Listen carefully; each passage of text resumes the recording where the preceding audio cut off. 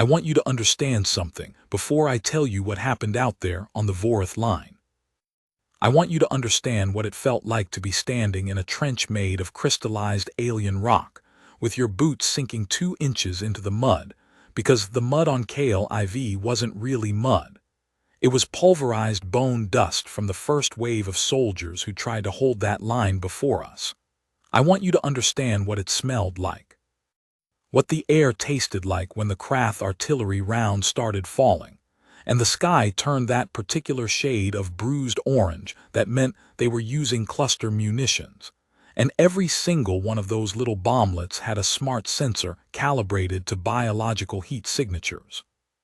I want you to understand all of that before I tell you what the Delvari soldiers said when they first saw us.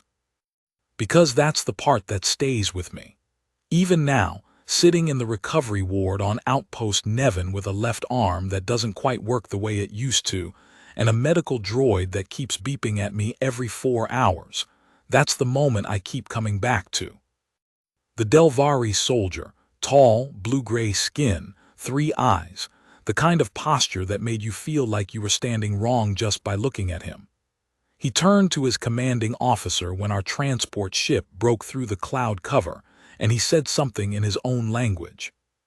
The translator bead in my ear turned it into, "The Terrans are actually real. Not the Terrans have arrived, not human reinforcements incoming. The Terrans are actually real." Like he'd spent the last 6 months telling himself that the stories were exaggerated. Like somewhere in the back of his 3-eyed head, he'd filed humanity under mythology, folklore, the kind of thing soldiers whisper around fires to scare themselves.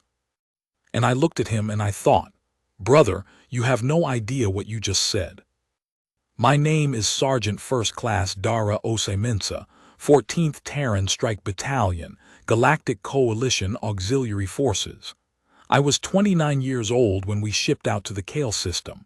I'm 31 now. I feel 60. I'm going to tell you what happened at the Vorith line. I'm going to tell you all of it, even the parts that make me sound like I'm exaggerating, because I'm not exaggerating. The medical records are right there. The comm logs are right there. The battle drone footage, the atmospheric readings, the casualty reports, all of it is sitting in archive files that anyone with a coalition clearance badge can pull up. The truth doesn't need embellishment. The truth is already the most terrifying, the most extraordinary thing I've ever witnessed. And most of it was done by people I knew by name. Let me back up. Let me tell you how humanity ended up at the Vorith line in the first place, because you need to understand the context. You need to understand what the rest of the galaxy thought about us before you can appreciate the moment everything changed. Humanity joined the Galactic Coalition officially in 2287. By galactic standards, we were infants. The Delvari had been a spacefaring civilization for 11,000 years. The Kethanu had colonies in 47 star systems. Even the Marani, who were considered a young species by coalition standards, had been navigating FTL corridors for 800 years before a Terran ship first broke atmosphere and stumbled into their trade lane, nearly colliding with a cargo freighter. The Marani pilot's report, which I have actually read, described the encounter as follows. An unmarked vessel of crude construction appeared from nowhere at dangerous proximity. I attempted standard greeting protocols. The vessel responded with what appeared to be random light bursts, later identified as the primitive Terran communication system known as Morse code, and the message, when translated, read, "Hello, we come in peace, please don't shoot." That's how we made first contact. Morse code, please don't shoot. You can imagine how that set expectations. For the first decade after coalition membership, humanity was treated roughly the way a stray dog gets treated when it wanders into a kennel of pedigree breeds. Tolerated, occasionally patted on the head, given simple tasks that didn't require sophistication. Our military was assessed by coalition standards and rated, generously, as Tier 7, adequate for planetary defense, unsuitable for frontline deployment. The official assessment read, Terrans display inconsistent emotional regulation, limited technological integration capacity, and an alarming tendency toward individual improvisation that undermines unit cohesion. Recommended deployment, rear echelon logistics and support, not suitable for contact combat. Alarming tendency toward individual improvisation. I still laugh at that one. Whoever wrote it had no idea they were describing our greatest weapon. The Krath War started in 2291. By 2293, the coalition was losing. The Krath are, I need you to understand the Krath before any of the rest of this makes sense. They're not like anything humans had in our mythology, not quite. They're not monsters in the horror film sense. They're worse than that in some ways because they're methodical, they're patient, they don't hate, they don't rage. They calculate. The Krath Dominion had been expanding for 200 years through a combination of resource extraction and what they called territorial optimization, which, in practice, meant selecting a system with useful resources, sending in a forward assessment fleet, and then deploying what coalition tacticians had come to call the Cascade, a three-phase military strategy that had never once failed to achieve total system acquisition in the entire 200-year history of Krath expansion. Phase 1, Orbital Denial.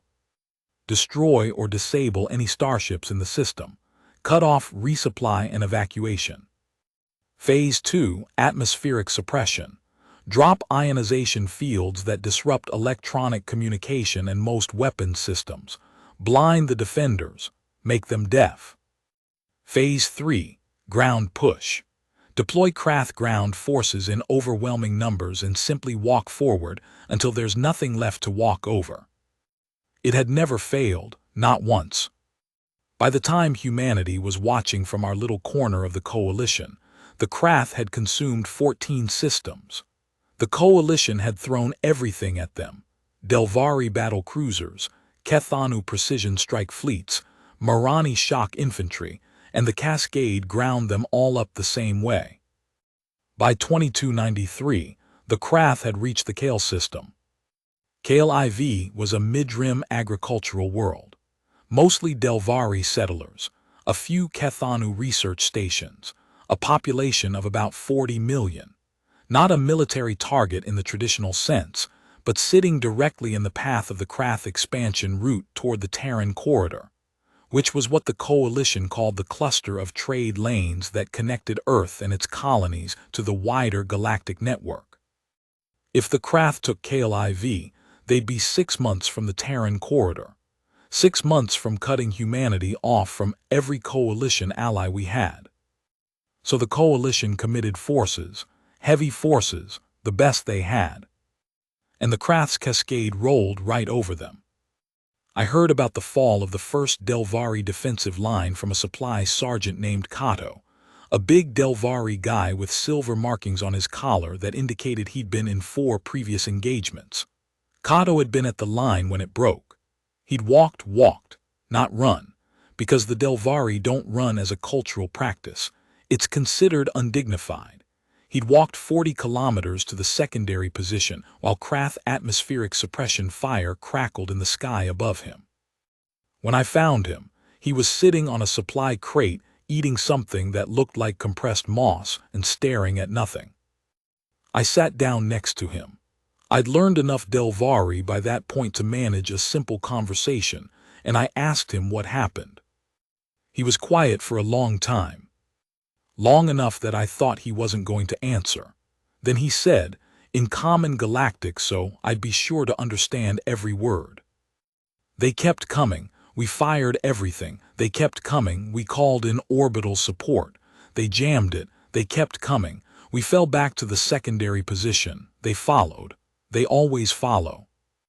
He looked at me then, and there was something in his 3 eyes, not fear exactly, because Delvari don't do fear the way humans do, but something adjacent to it. Something that in a human face I would have called the moment you realize you might actually lose. Your species, he said, the stories, are they true? I thought about that for a second. I thought about what stories about humans might have filtered through to Delvari soldiers at the front. Which stories? I asked. He reached into a pocket of his uniform and pulled out a small data chip, the Delvari equivalent of a printed page, if you loaded it with text and passed it around. He handed it to me. I found a reader and pulled it up. It was a document, Delvari Military Intelligence Digest, originally classified, apparently passed from soldier to soldier until the classification marking had become meaningless. The document was titled, and I'm translating from Delvari here, Terran Combat Behavior, Field Observations and Unverified Reports. I read it. Most of it I recognized as exaggerated versions of things that had actually happened. The bit about humans running toward artillery fire to close the distance before the enemy could adjust aim, true. We did that. It's tactically sound if you understand the geometry of indirect fire. The bit about Terran soldiers continuing to fight while injured at levels that would incapacitate other species. Also true, though less because we're superhuman and more because human pain tolerance, for complicated evolutionary reasons, allows for a lot of function under duress. The bit about human commanders making decisions in 0 seconds that took other species' war councils hours to deliberate, true again. And again, there's an explanation. It's just that the explanation involves approximately 40,000 years of fighting each other and building cognitive shortcuts for it. But the Delvari military intelligence officer who'd written the document didn't know those explanations. So what he'd written was a document that read, functionally, like a description of a mythological warrior race. And Kato was sitting next to me, asking if the stories were true. I handed the chip back to him. Yeah, I said, pretty much. He stared at me. He looked at my arms, human arms, shorter and more densely muscled than Delvari limbs, with that particular arrangement of tendons that let us throw things at speeds that seemed to confuse a lot of non-human species who hadn't evolved with projectile hunting cultures. You are smaller than I expected, he said. We always are, I told him. Our battalion arrived on KLIV 11 days before the Krath reached the Vorith Line. The Vorith Line was the last defensive position between the Krath ground forces and the KLIV population centers. It was named after a Delvari general who'd established it during some earlier conflict, a long ridge of elevated terrain that ran for about 60 kilometers across the primary landmass, naturally defensible, with good sightlines and several choke points where a determined defender could make an advancing force pay heavily for every meter. In theory, it was a good defensive position. In practice, by the time the 14th Terran Strike Battalion arrived, the Vorith Line was held by 17,000 exhausted Delvari infantry, 4 Kethanu armored units, and a Marani signals battalion that had lost most of its equipment in the atmospheric suppression. Morale was what you might generously call functional. Everyone there had watched the first line collapse. Everyone there knew what happened to positions the Krath decided to push. The senior Delvari commander at the Vorith Line was a general named the Vari Salonkath. 3 stars, 40 years of service, the kind of military bearing that made you feel scruffy just by proximity. He met our battalion commander, Lieutenant Colonel Yusuf Abarachen, on the landing pad when we arrived. The meeting was brief. I was close enough to hear it. General Salonkath looked at our battalion, 1,200 soldiers, standard human infantry kit with coalition-compatible modifications, 4 heavy weapons crews, and a pair of medical units. And he said, carefully, like he was choosing his words to be polite, "Your people's reputation precedes you. I must admit I was skeptical of the coalition's decision to assign Terran forces to the Vorith Line." Colonel Abarachen was a lean woman from Lagos with gray at her temples and a habit of holding her hands behind her back when she was doing calculations in her head. She held her hands behind her back now. "What changed your mind?" she asked. The general's 3 eyes moved across our formation, 1,200 humans, standing in the peculiar way that humans stand when they're at ease, not quite at attention, not quite relaxed, that specific readiness posture that even untrained human civilians slip into when they're in a potentially dangerous situation. Because we are a species that spent its entire evolutionary history on a planet actively trying to kill us, and our hindbrain never got the memo that we'd won. "Nothing has changed my mind," the general said. "I still have reservations, but I have very few options, so tell me what you need." Abara Chen didn't smile. She almost never smiled in professional situations, but I saw something shift in her expression, the slight loosening around the jaw that meant she was already 3 steps ahead. 36 hours, she said. "Give me 36 hours to look at your positions and talk to your NCOs. Then I'll tell you what we're going to do." The general stared at her. "We may not have 36 hours.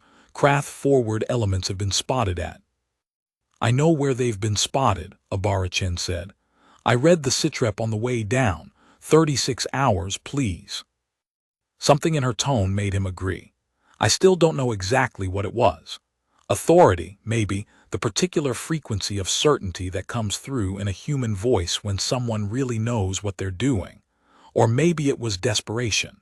Maybe a Delvari general with no good options and 17,000 tired soldiers just wanted someone to sound like they had a plan. Abara Chen had a plan. She always had a plan. Part 2. What humans brought to the line. I want to tell you about those 36 hours, because this is where it starts to matter. This is where the legend starts becoming real. Abara Chen walked the entire line, 60 kilometers of it. Not in a transport vehicle, she walked. She took her senior NCOs and she walked, and she talked to every Delvari squad leader and Kethanu tank commander and Morani signals tech she could find, and she asked them questions. Simple questions. Where does your position go weak when the wind comes from the north? What happens to your communications when the Krath suppression field is at maximum intensity? How long can your troops sustain engagement before they need rotation? The Delvari officers didn't quite know what to make of her. Most of them had never interacted with a human in a professional military context. They answered her questions, but there was a certain guardedness to it, the way you answer questions from someone you haven't decided to trust yet. But the enlisted soldiers were different. The enlisted soldiers, the ones who'd been sitting in those trenches watching the horizon for 11 days, they talked to her like she was something they'd been waiting for. I watched it happen at position after position.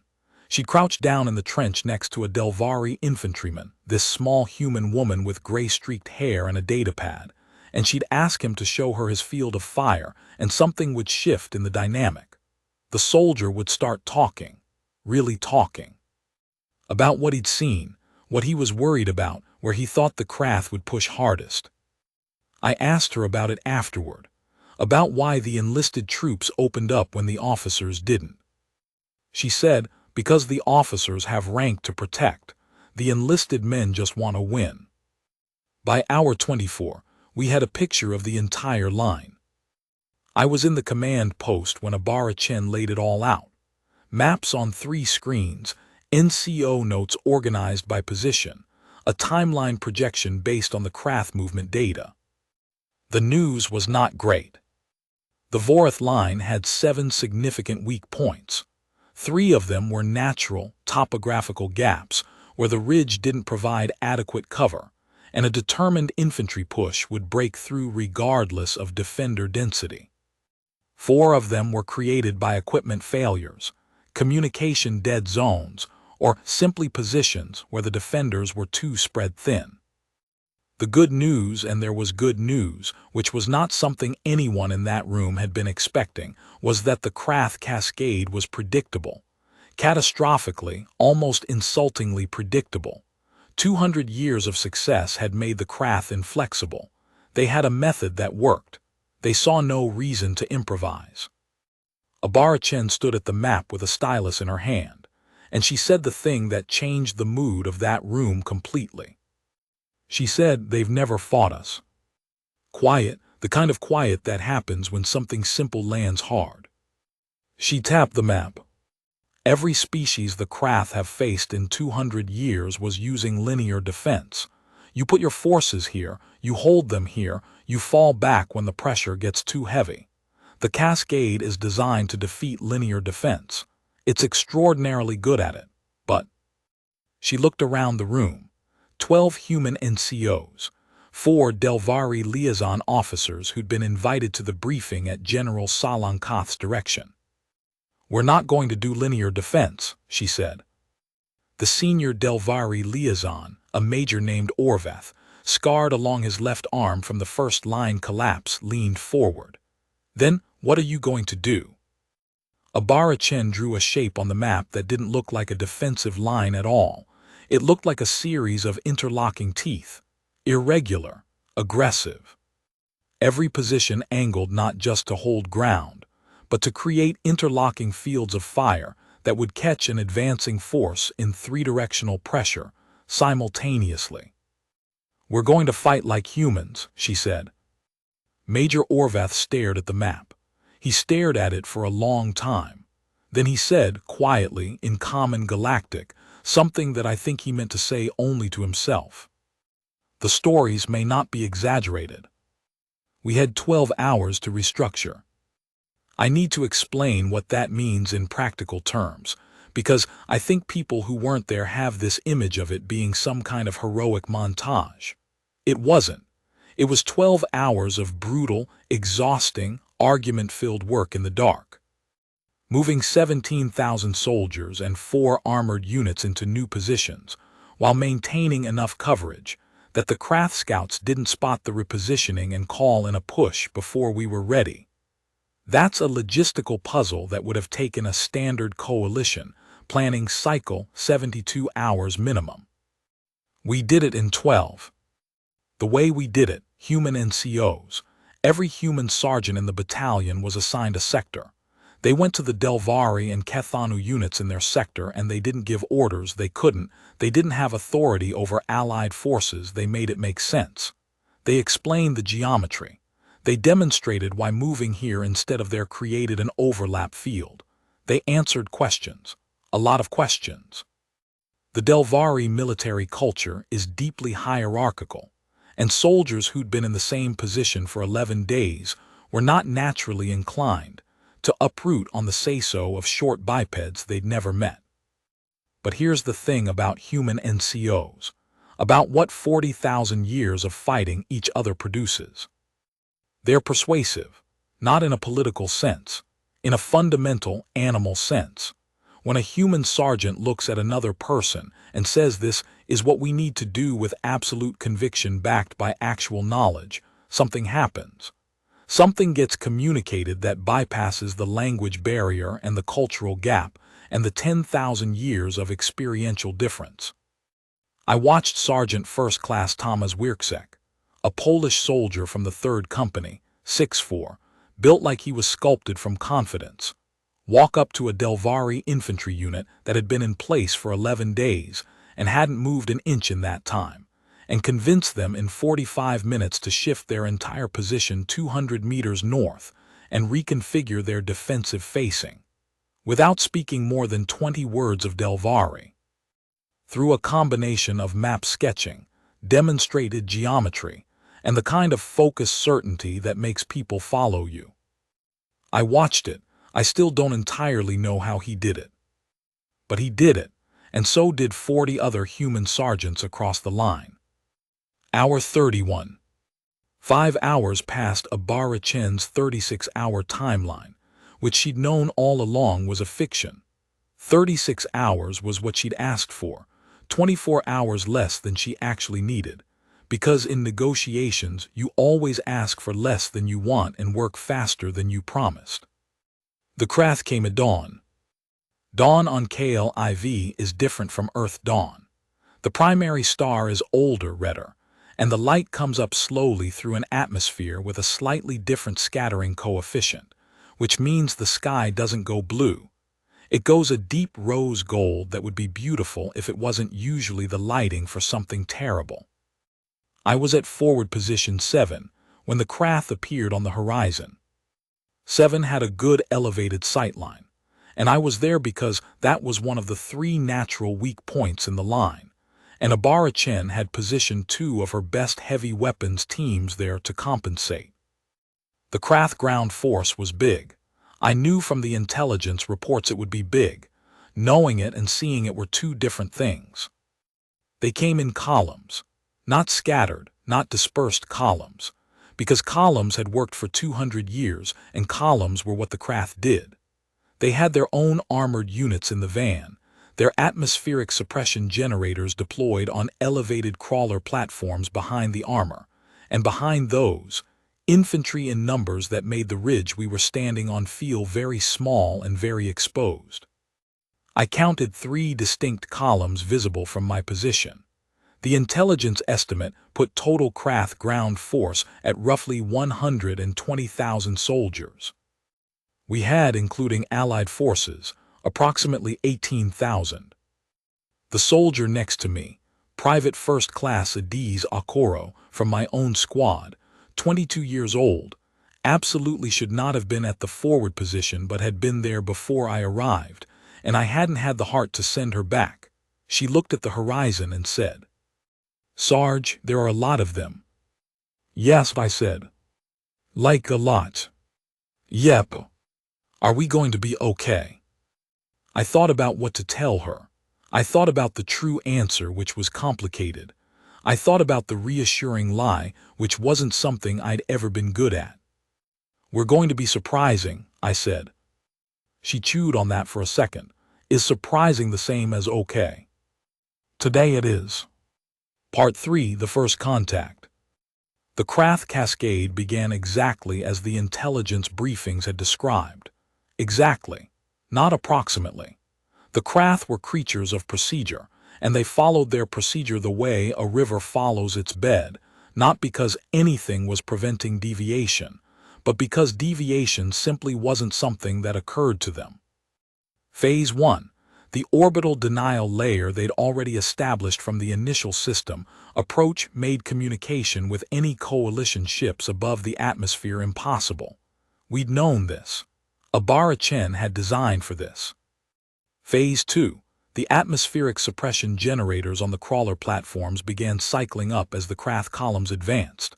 You could see the effect before you could see the hardware, a shimmer in the air, almost like heat haze but wrong in a specific way, a wrongness that made your eyes want to track away from it. Communications started dropping. Standard coalition comm gear went static. The Kethanu armored units reported their targeting systems degrading. This was the moment that had broken every previous defense. No communications, no targeting, blind soldiers and deaf commanders. Except Abara Chen had thought about this too.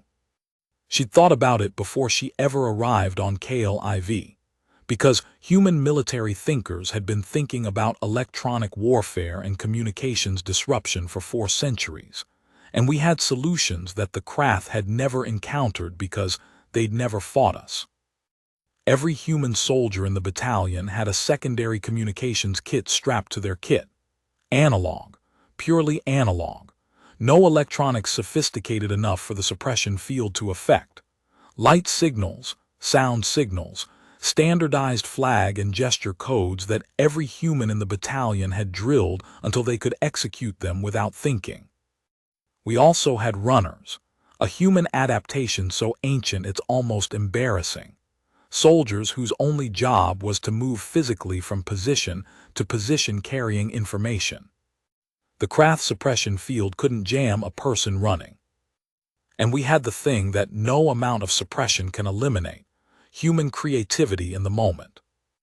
When the suppression field came up and the standard comms dropped, every human NCO in the battalion shifted without being told to the backup protocols. There was no order.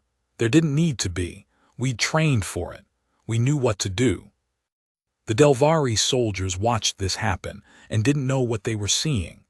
One of the Delvari liaison officers, the scarred Major Orvath, reported later that the moment the comms dropped, he'd felt the familiar clutch of near panic that had preceded the collapse of the first line. He'd looked around for the human commander to take orders from, not because it was his place to take orders from her, but because something in him had recognized in the preceding 36 hours that she was the person in this situation who knew what to do.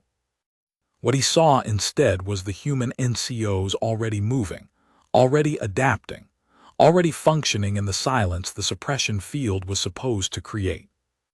He wrote in his after-action report, "They did not stop. The silence that has always preceded our defeat did not stop them. They did not appear to notice the silence." Phase 3, the push. The Krath columns reached the base of the Vorith Ridge at 0722 local time. From where I was standing, I could hear them, a sound you don't have a reference point for unless you've heard 100,000 soldiers moving across open ground, not marching in unison, because the Krath didn't march in the human sense. More of a continuous shuffle thud, the sound of massive bodies and heavy equipment in perpetual forward motion. They hit the forward pickets first. The forward pickets were light, deliberately. Abarachen's design put minimal force at the very front of the line, which looked like a traditional linear defense beginning to crumble, because she wanted the Krath to believe it was.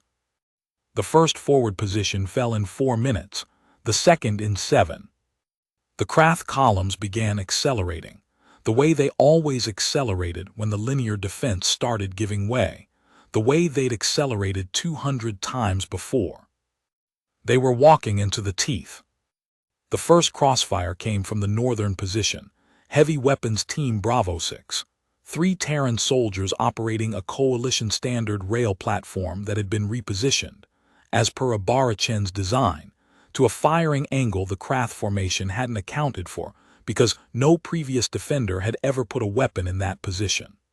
The Krath formation's left flank suddenly had fire coming from a direction their advanced formation's shields weren't facing. They began to turn. Standard Krath response, rotate the formation to address the threat, which exposed their right flank to position 12, where a Kethanu armored unit had been repositioned, again, at human suggestion, against the initial reluctance of the Kethanu commander, who thought the position was tactically irregular. The armored unit opened fire into the exposed flank. The Krath column began to fracture.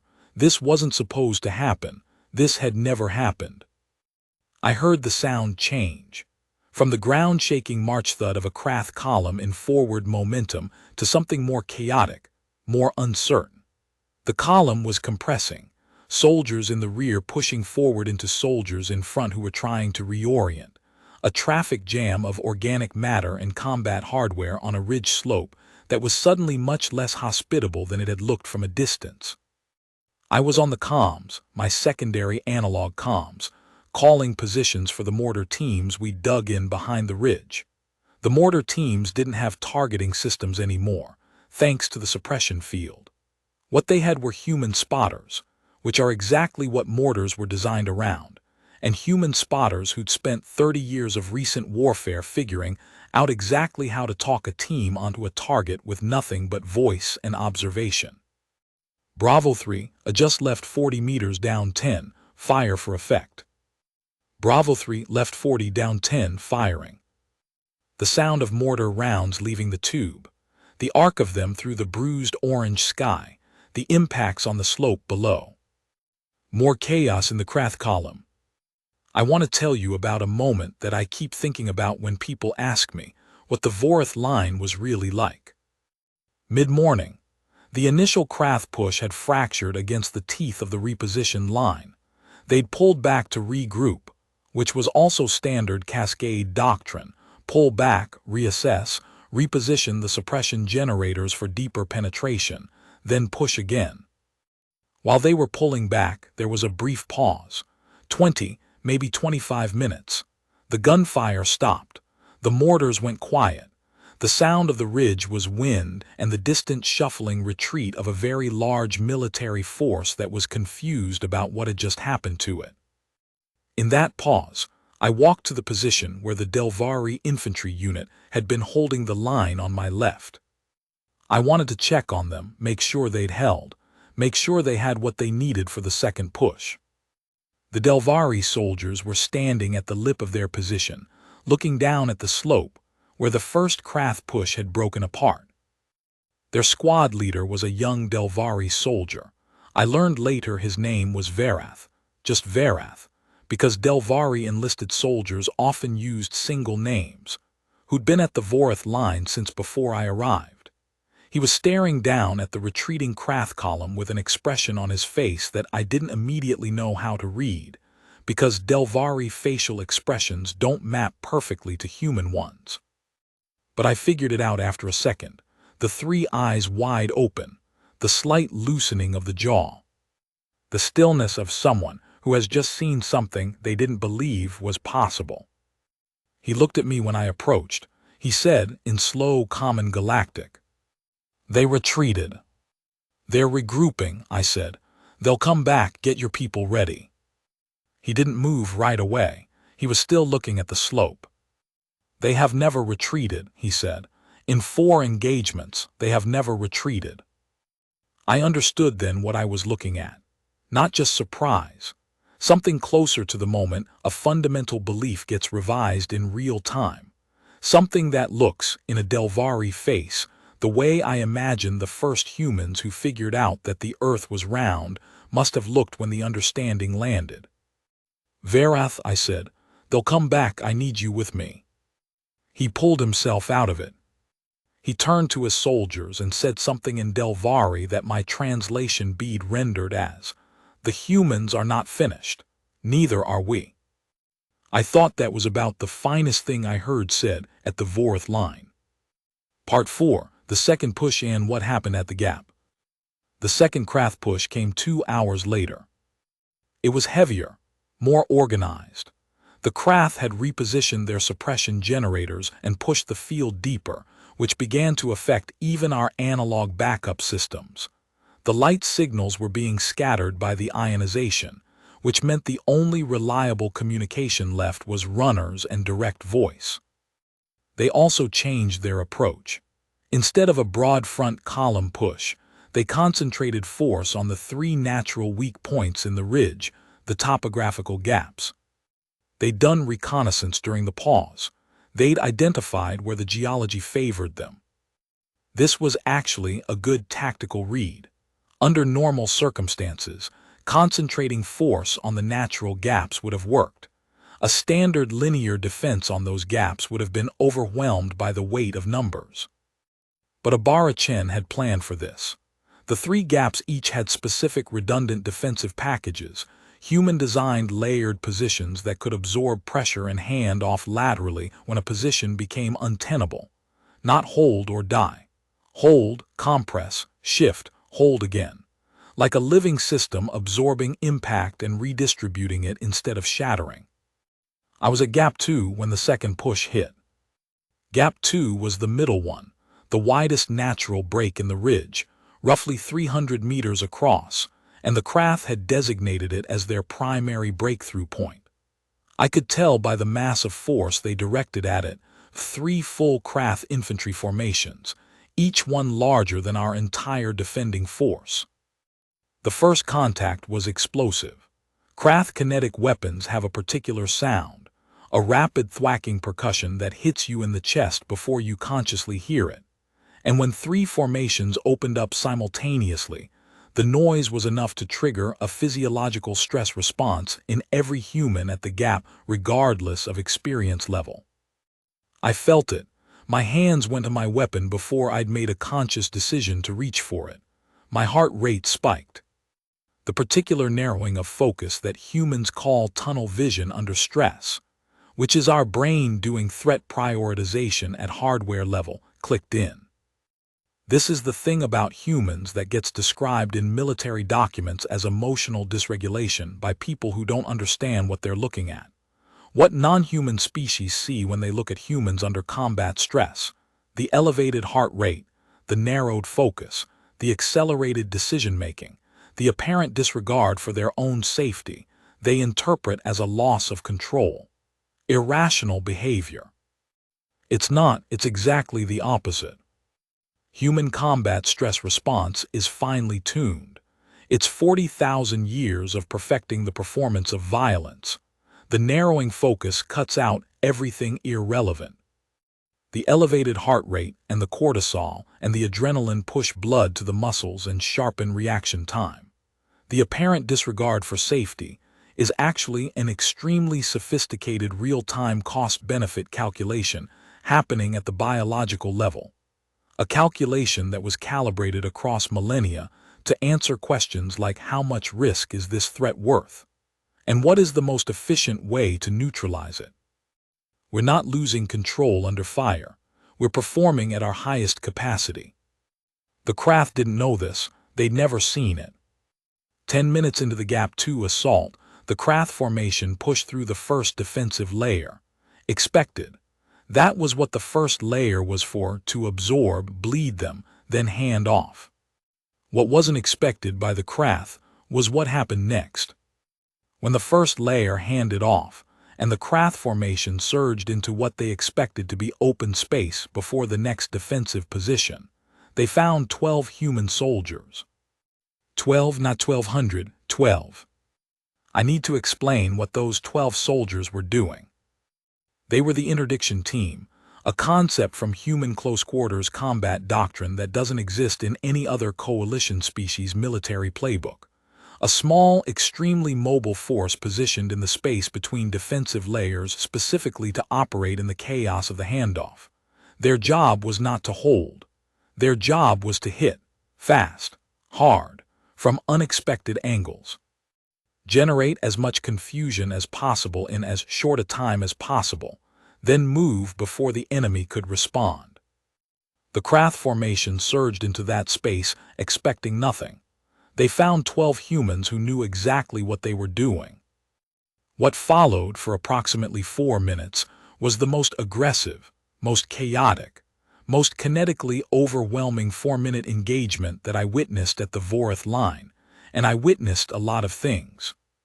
The 12 soldiers, their team leader was Corporal Fela Adichie, from Lagos like Abarachen, 26 years old, who had apparently been telling her squadmates for years that she was descended from warriors, and whose squadmates had always agreed with her despite not knowing whether it was literally true. Those 12 soldiers operated as a system that looked, to anyone not familiar with human tactics, like complete madness. Adichie later described the principle in her debrief. You find the point they're looking at. You hit something else. You find the point they move to look at. You hit something else. You keep moving. You never give them a stable target. You make noise. You make it look like more of you than there are. 4 minutes. Then you're out. 4 minutes. In those 4 minutes, the 12 soldiers of Adichie's interdiction team caused the Krath formation to lose cohesion, redirect twice, and inadvertently push their rear elements into a lateral fire zone from position 14 that they'd been carefully avoiding on their approach.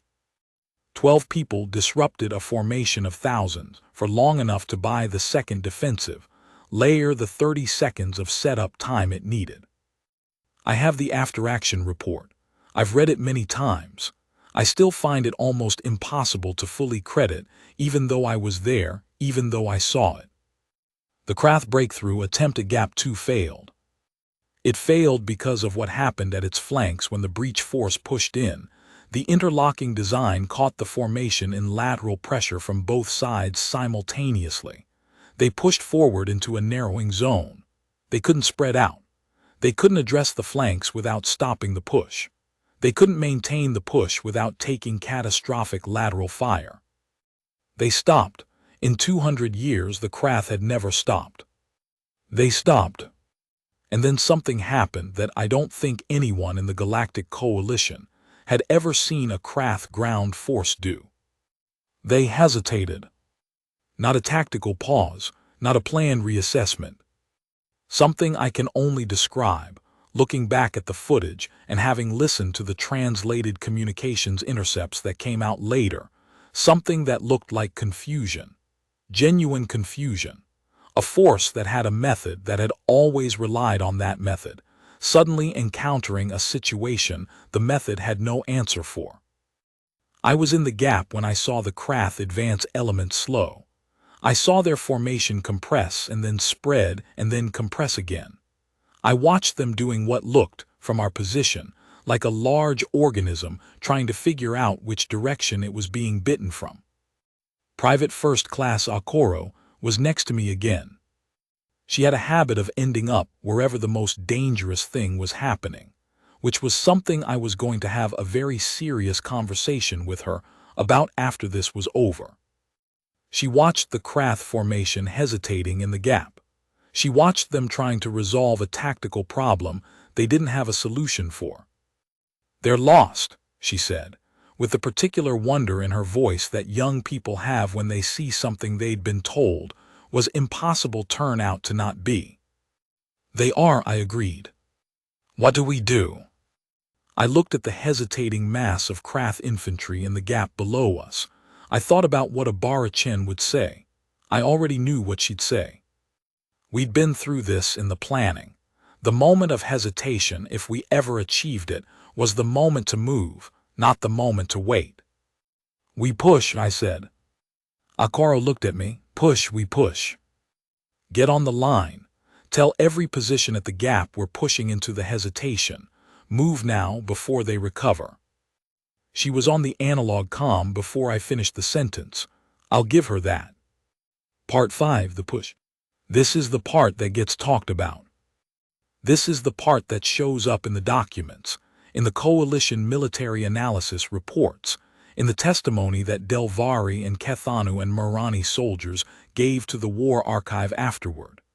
This is the part that became the story they tell when someone asks what humans actually are.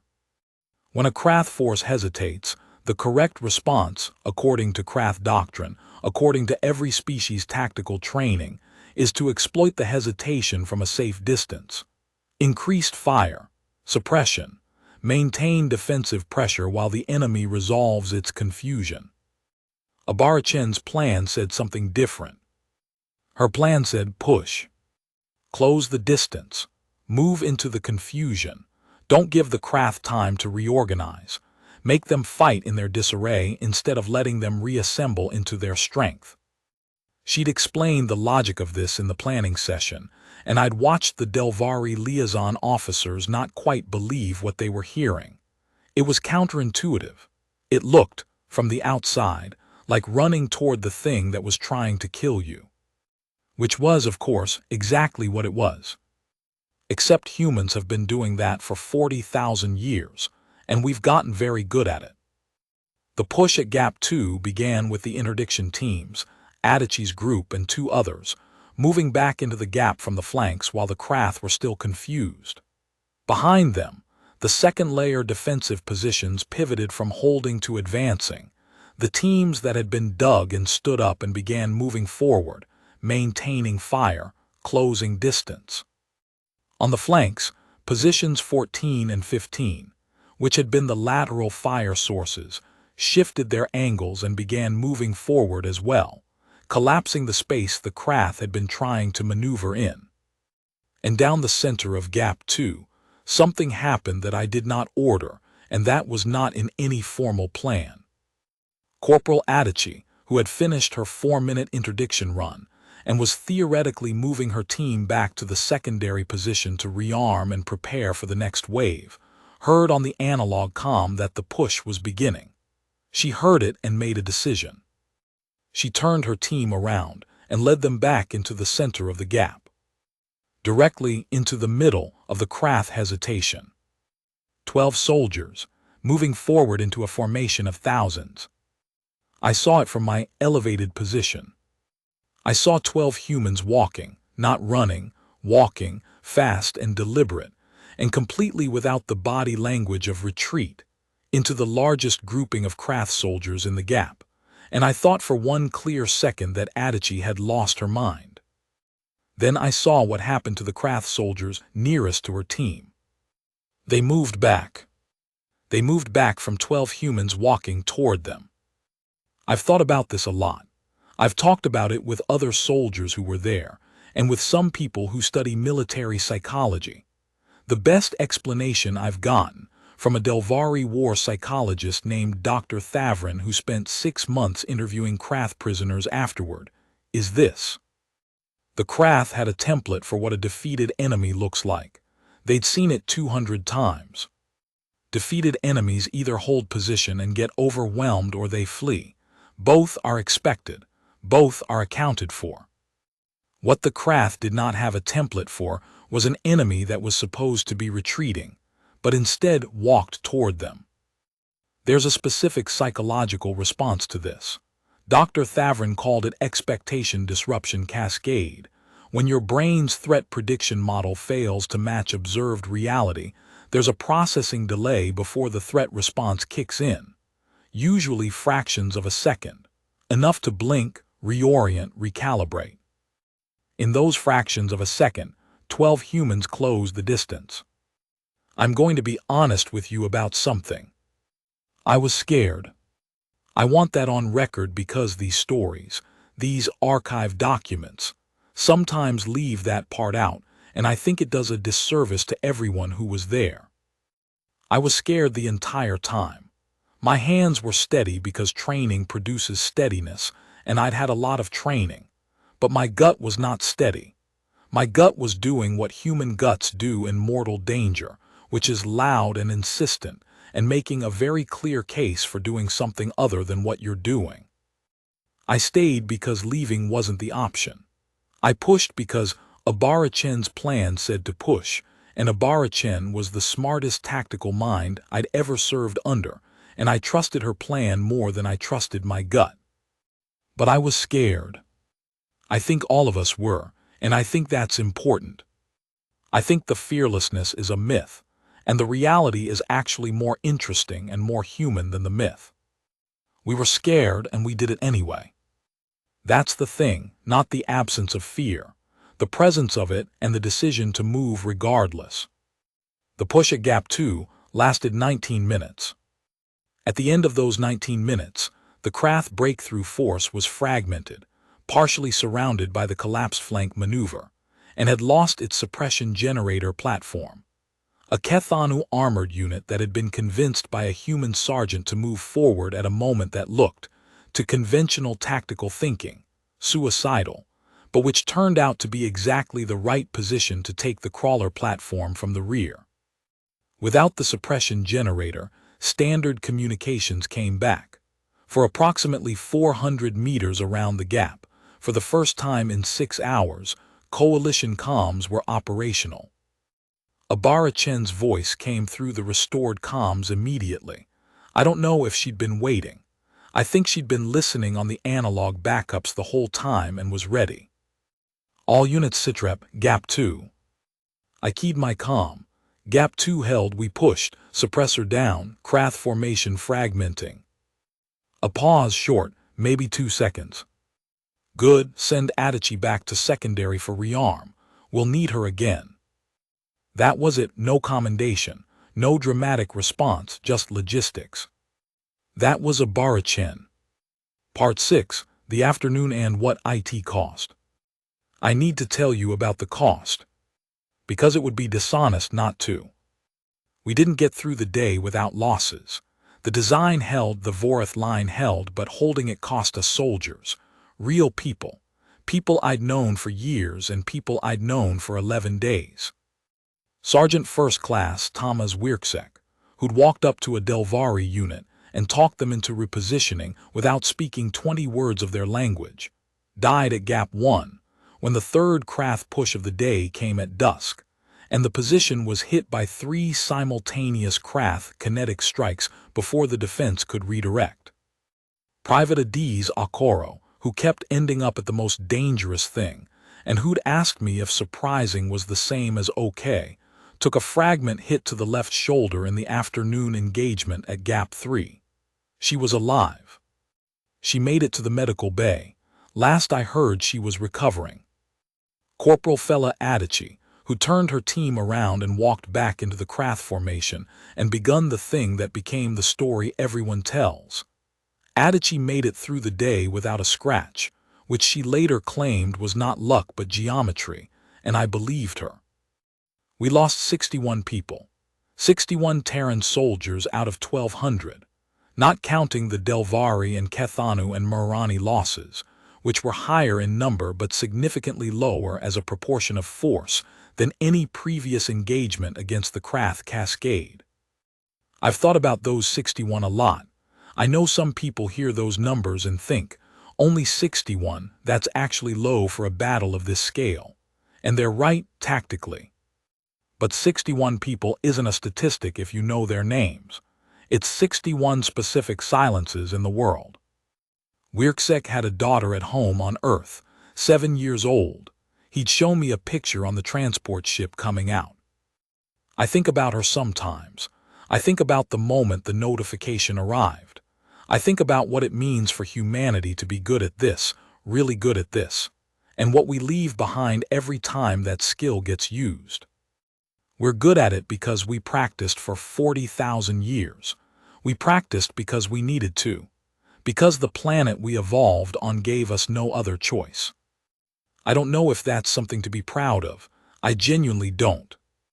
What I know is that 61 people did not come home from the Vorith line, and the other 1,800 soldiers of every species who held that ridge also went home to less complete lives. And the 40 million people on Kale IV went home that night, and most of them don't know any of these names. That's what it cost. I wanted you to know. The third and final Krath push of the day came at dusk, as I mentioned.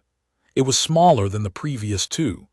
The Krath had taken heavy casualties, and more significantly, had lost 2 of their 4 suppression generator platforms, which meant the communications advantage had partly restored itself. Without full suppression, the coalition forces could coordinate in real time, and real-time coordination is what the Krath Cascade had always been designed to prevent. The third push also came with something the Krath hadn't tried in the previous 2, concentrated force on a single point rather than distributed pressure across the weak points. They'd learned something from the day. Give the Krath this, they weren't stupid. They were inflexible, but they weren't stupid. When a tactic failed, they didn't repeat it infinitely. They adapted. They chose Gap 1 for the concentrated third push, which was the gap where Wirksek died, and they put everything they had left into it. General Salonkoth, who had been observing the battle from the command position, made a decision at this point that I found out about later, and which I think deserves to be in the record. He contacted Abarachin on the restored comms. He said, "I am committing my reserve force to support your position at Gap 1. What do you need from me?" What's important about this, if you don't know Delvari military culture, is that Salonkoth outranked Abarachin significantly. He was not obligated to ask what she needed. He was not obligated to frame it as support for her position. He was a Delvari general with 4 decades of experience, and he called a human lieutenant colonel and asked her what she needed. Abarachin told me about it afterward, in the quiet of the post-battle debrief.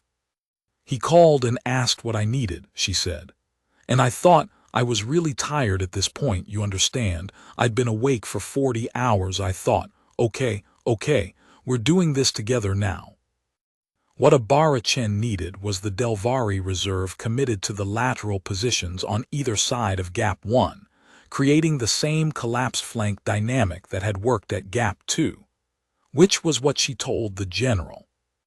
Which was what he did. The third Krath push, the most concentrated and desperate of the day, hit Gap 1, and found the same thing the first push had found at Gap 2.